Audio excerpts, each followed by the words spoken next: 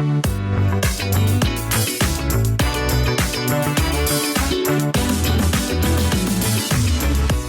to the Absolute Dog Sex in a Squirrel podcast. I'm Lauren Langman. I'm one of the world's leading dog trainers, and it's my mission to help owners become their dog's top priority. In each episode, you'll discover how to gain trust and communicate with your dog like never before, creating unbreakable bonds that make you the most exciting part of their world. Okay, confidence circuits, Jamie. One of my absolute favourite things to do, because I think that they have changed the game for so many of my dogs in sport. But I also know they're not just for sport, they've also had massive benefits in naughty but nice dogs. What is a confidence circuit? A confidence circuit is the best thing ever, I think. And it can be anything, really. I love how enthusiastic you are. The best thing ever. They are so cool. They're also really fun, aren't they? Like, they're really fun to do. And you can get creative doing them. And there's no rule. You can't go too far wrong. No. I mean, you don't want them running. No. Is the only thing. Yeah. So these you're going to play out where jumping. You do. We do. I think there are some people who might play them where they let the dog do any old movement. Jamie and I are both going to look for some specific good movement. Why? Because we've got a sports trained eye. So when you've got a sports trained eye, it's kind of like ignoring, I don't know, it's like a police officer going out and doing something that's really against the law for them, because you know what the rules are in the games that you play in sport. So because we play so many sports, we probably are going to look at it from a sporty point of view. Yeah. At the same time, brilliant for rehab dogs, brilliant for dogs that are nervous, brilliant for dogs that are lacking confidence. So what is a confidence circuit? A confidence circuit is, I don't know how to describe it. I would say it's a series of different obstacles where the dog has to problem solve to go from A to B whilst individually manoeuvring their limbs in a correct form in a calm headspace. Keeping focus. Keeping focus. Forwards. Forwards. Preferably. Yeah. And I think that it can look really different, can't it? Because I'm already like designing one in my head, and it's got big boxes and it's got little foily bits the dog's coming through, and like glitter and shimmer, and the dog is like striding through the glitter and the shimmer, like all of those types of things. I really like them to look different. At the same time, it also should be non-slip. Yep. And the thing, when people are at home listening going, well, I haven't got all this stuff, you don't actually need a lot of stuff. No. You actually need to be quite versatile and flexible to what you already own. Like if you've got a bath mat, or maybe you've got a baby with a baby mat, or whether you've got some form of dirt trapper at your door. These things are all quite useful. And the Brillo brush type mat outside the front door, those types of things are all a broom handle. All of these things, a mop, like all of them can come in handy into the circuit. Yeah, definitely. A baby step, like toilet step type thing. Yeah, definitely. There's so many. I'm looking around the room now. Some of our random things. There are so many random things that you can utilize. A yoga block. If you've done any Pilates and then given up, which is what most of us do, all of those blocks that you might like be working with. Yes, a hoop would be nice. You can get them from like Tesco's and Sainsbury's and Asda and Amazon and Costco, and I'm sure lots of other places like that. But loads and loads and loads of, like, you want like DIY gear almost, don't you? You just want like different stuff. If you've got anything, I don't know what it's called. I do know what it's called. It's called insulation. Insulation, for example, great. We make everything non-slip, Jamie. Why? Because we're asking our dogs to stand on things or in things with confidence, and we don't want that to move. We don't want to cause them injury. We want to make this a safe thing for them to do. Also, if it did move, then not only is there a risk of injury, but there's also the risk of frightening them, and we don't want them to get scared of what we're trying to build confidence. You know, we're doing confidence circuit. We don't want them to. And I'm just thinking then, when you told me that about one of your free cycle, upcycle type situations that you brought here, and I was jealous. I was like, I want that upcycle, free cycle, jealous thing. Look at me. And I started to eyeball it, like I really wanted it. But tell everyone what you did and what you got and how you improved it. So there were drawers from an old like art kind of drawer thing that I was going to chuck out, and I was just like, no, I'm not chucking them out, and we're going to use them. So so they were about that wide and about maybe that deep, so just right for the dog to step into, or if I turned it upside down, they could step onto it as well. So they were nice, kind of secure plastic. So anything like that, and a couple of those drawers in a row or in different parts of the confidence circuit. It was really cool. And I think things like that are really good to start to spot, because you'll see them when you're playing confidence circuits. You're like, oh yeah, I could use that. You also put that non-slip stuff in it. Yes. Just explain what the non-slip stuff is. So the non-slip stuff, you can buy kind of like a matty type thing would be fine. And you Like can stick some that to caravans to stop things slipping But sometimes. yeah, I bought a roll of that. I think it's called on Amazon decking, like non-slip decking tape. So you oh my God. a spet. You put it on a step. You put it on a step to stop you slipping. And I was just thinking about it, that like, do you mean that like sandpaper Yes. stuff? I have to say, really good for scratch board. I have to say that stuff is one of those materials that makes me feel sick. And I don't know why. I can use it for my dog training, but when I get to stick it down, I'm like, you know, like chalk on a chalkboard. For me, it's a chalk on a chalkboard scenario. And so when I touch it, I'm like, I always feel like I need to like do something with my nails, or I don't know, it makes me kind of go, ugh. And that stuff. So that stuff is fantastic for your confidence circuits. It works really well.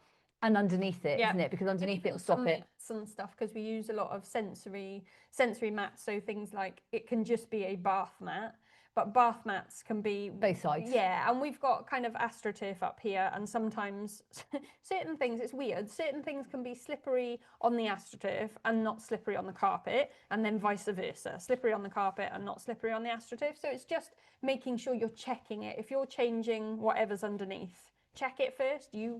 Could you turn a corner on it? And a bit of trial and error, isn't it? So it's a little bit of trial and error, and I think that's really, really key as well. So trial and error, and change it about, and mix it up a bit. Yes.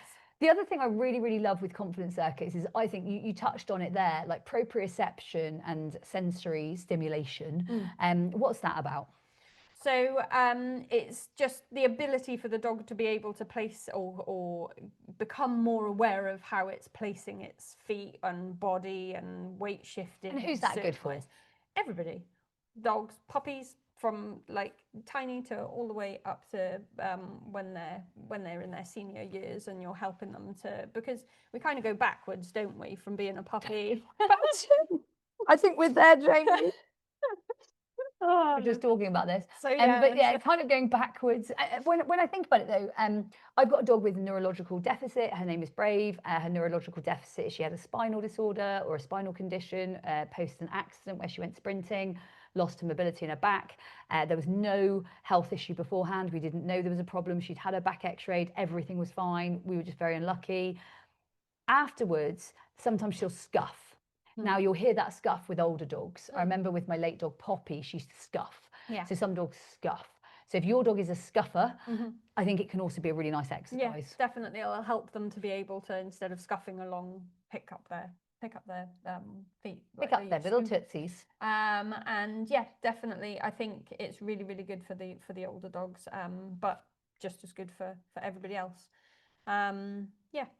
I think it's a brilliant exercise to be playing for anybody with neurological or sensory struggles, dogs wise, because actually even the sort of thing that people with their dogs can work with, because when you're working with the owners, they're creating them. What I really, really like is that you see the dog develop through the learning, and you see the dog sort of really hone in on the learning in quite a smart way. You see Brave really enjoying her learning. Like for me, this is nice. It's nice territory. It's good territory to be in. Yeah, definitely. And I think I love it when they get to the point of completely understanding what their kind of task is to do in the exercise.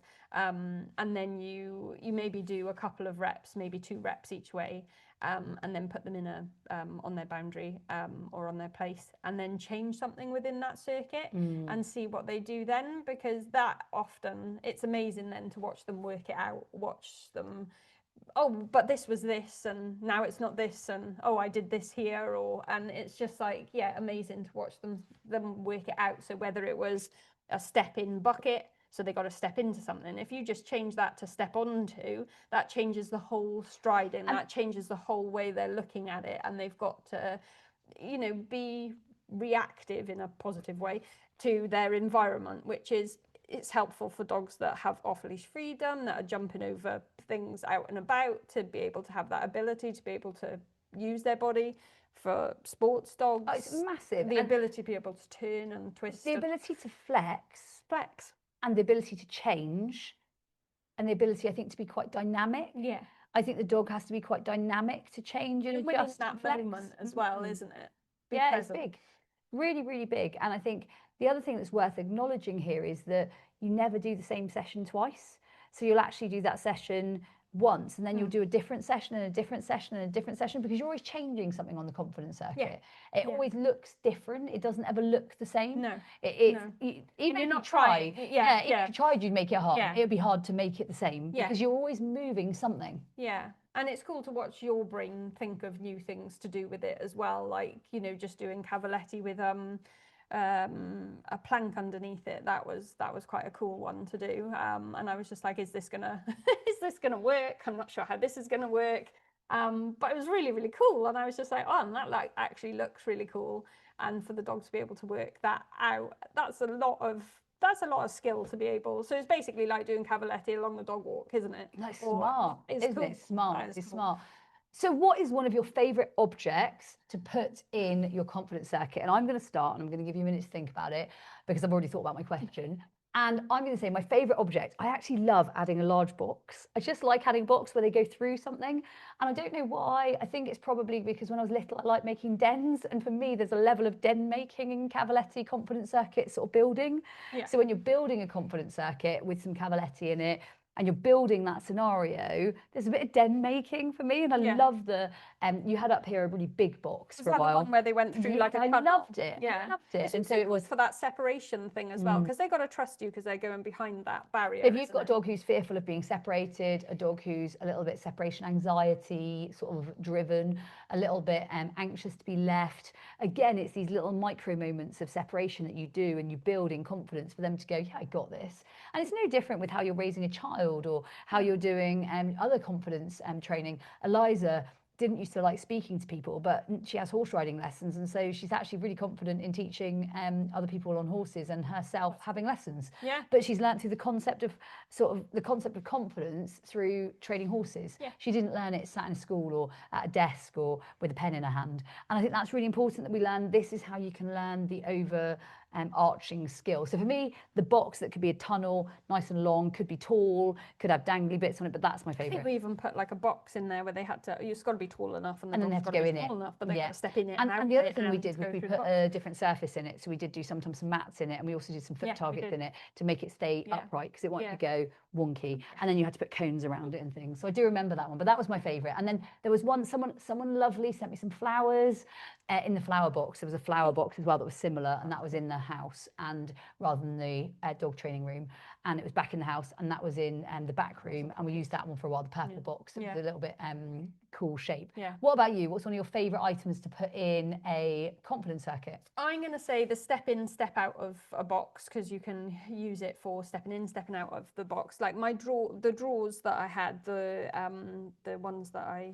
upcycled.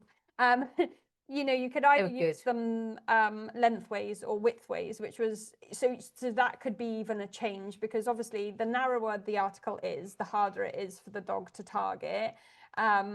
Either way, really. So you've got the length that way, but then you've only got one, when you turn it the other way, you've only got one narrow bit. So like it all switches it up. So I quite like a step in and step out of the box. Nice. No, really nice. I love a hoop as well. I do love a hoop.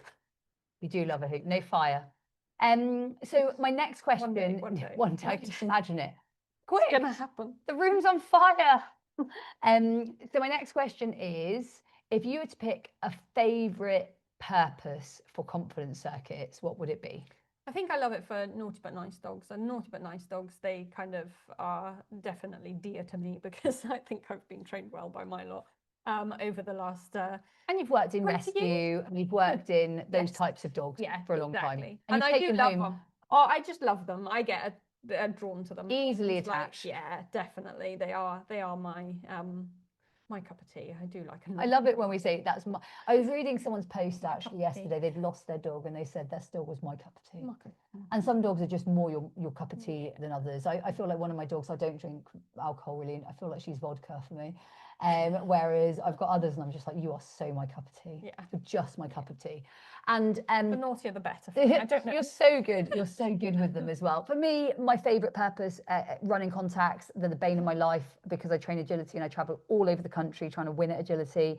For me, it's massive to have a dog that can do these things well, and confidence circuits have just helped me so much in agility, and the dog's movement, their overall movement. I think Wild at her best is really fit on confidence circuits. Wild is my dog, and so at her best she's good at confidence circuits, so I think it's just a really nice one. Yeah, definitely. Yeah, really good one, really good one all round. So last thought on confidence circuits. Can you do them in a smaller space? Is there a way of adapting them? Is there something we can do to make it doable in anyone's house? And do you need loads of equipment? Yeah, no, you can definitely do it minimal, and it's definitely a rainy day activity. So good for that, isn't it? The 3 things that I stick to, if I ever do them I haven't got much space in the house, and I literally tend to do it in the hallway because Jamie's got 3 kids, a very happy husband, 4 dogs, and we were just moaning today about grumpy old men. Do not tell our men this, but we were moaning before this, which is why she nearly spat out her cup of tea as we spoke about it. But man, 3 kids, dogs, kids stuff. Yeah. Because Liza, I'm constantly putting stuff away. I literally work on decluttering every morning, and she works on cluttering every day. And it feels like it's like a declutter circle, and I feel like I lose most days, but I try really hard. Anyway, I tend to, for this reason, I tend to just have my hallway by my front door, because Chloe will be in the other room with stuff everywhere. Every bit of stuff. So go on, what have you got? So bare bits of kit? My 3 little exercises that I love to do that are just good for small spaces. So my little cones, so 3 cones, and then you can have a yoga block, so a step on to step off type of block. So it's just the 3 cones and the yoga block, so they go from one side to the other to the other. Then I switch that out and put my drawer where they've got to step into and out of, whichever way you want to put that. They do a couple of circuits of that, and then I do maybe a pole, and if your dog's advanced, you could do 3 poles out of the 3 cones then, so that they're doing a nice curve of the cone. Yeah, and that's the equipment I would take to new environments and stuff as well. So it's not huge, but it's a workout. They're working on their flexibility within their spine. They're working on their proprioception. They're working on so many task focus. They're working on so many things. You can play around with the distance in my hallway. I can actually move further away from them. Yeah, you go hallway. Come forward. And you can play around with the distance and stuff like that. But it's just a nice rainy day activity, or an activity that you want to teach them to be able to take to, you know, the back garden, the driveway, wherever you are at with your dog, a car park, or wherever really. The agility, waiting for your agility round to see if they're flexible enough to do that, and have like stuff going on in the background. So yeah, I love it for that. It definitely really makes sense, because you actually can then play around with the space. Yeah. Another thing I'm going to say, guys, if you don't have space, hiring a facility, using a facility, taking the kit that you've got, using their kit. I know that if you're hiring this facility, we hire out the arena here. So if you're in Devon, we hire the arena, or if you're passing Devon, we hire the arena. I would say the kit and the entrance is actually all you need. So it's just giving you an idea that actually we should probably hire the entrance. So hire the kit and the entrance, that people can just use that, because that's really what you need. Yeah. So you just need a little bit of space and the entrance area. And you can get very creative with all of that equipment. Oh my God, literally. You could spend as long putting it out as you could doing your training session. In fact, you could spend probably a lot longer. Have fun with it, enjoy the colour, enjoy the vibrancy, enjoy the flexibility that it offers. Confidence circuits have something for everyone. If I was to pick confidence circuits, confidence hoops, or cavaletti, which one would you pick? If it was a fist fight. If it was a fist fight. It's really hard, isn't it? Because of my hoop of fire.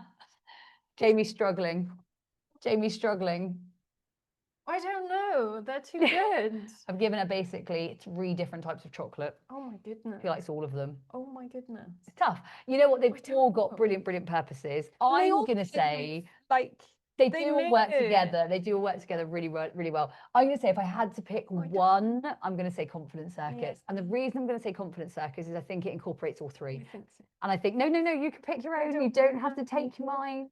You don't, you can, you're okay to have, if it's different, Jamie. I really like that you can do all 3. So I like that you can, and you can have all 3, which is the best bit. Just head to absolute-dogs.com. They're all 3 yours, and they're lifetime badges. But for me, if I was to pick one, I would pick confidence circuits. And the reason I would is that I think confidence circuits incorporates hoops. I think it incorporates cavaletti. I think it incorporates movement. I think it incorporates all the patterns. Ideally, do all three. I mean, it makes sense to do all three. Do all three. However, confidence circuits for me is like home. I feel like there's that song, it's like home is you. Confidence circuits is like a home for me. I just literally see it and I'm like, it makes my, I was about to say immune system. It's not my immune system. My, whatever that is, that system that sometimes triggers, it makes it happy. That system that just goes chill. I can't actually remember the word.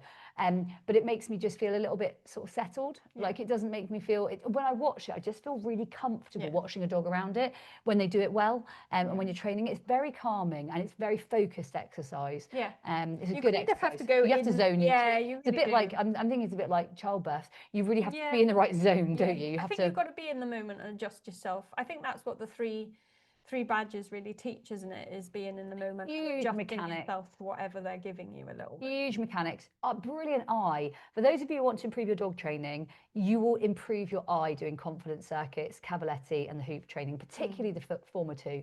I think they really hone your eye in. They really make your eye work hard. And then mechanics for all three, and especially the hoop. Like your mechanics need to be really good. You haven't got enough hands, especially not if you start putting it on fire.